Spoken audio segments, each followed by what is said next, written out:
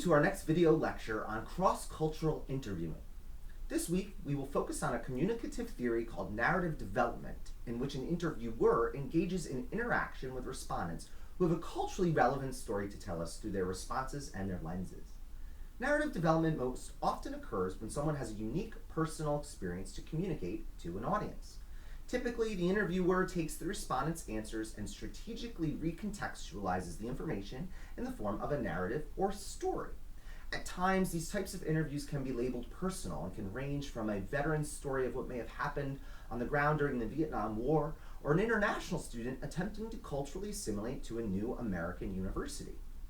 The point here is that these respondents have something to say that is culturally, historically, or politically different from others in terms of their identity development. This week, we'll be examining the theoretical frameworks behind engaging interviewees in narrative development as a non-persuasive tactic. As a result, students will better comprehend how to be judicious in designing interview questions and different types of question sequences. The most crucial aspect of narrative development is to be culturally sensitive and develop a performative interviewing style that is emphatic but without narrative involvement. In other words, staying non-biased and out of the way of becoming, quote, emotionally involved. This also boils down to one word, that is research.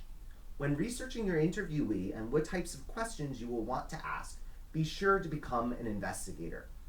In other words, students should acquire all different facets of information to ensure that they will not be blindsided by challenging interview topics and will not be thrown off by culturally shocking statements and/or storylines. This week, we will link narrative development in interviewing to a specific type of diverse constituency.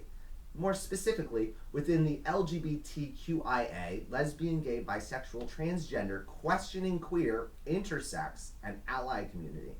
Also, to simplify it as queering the interview. Thank you.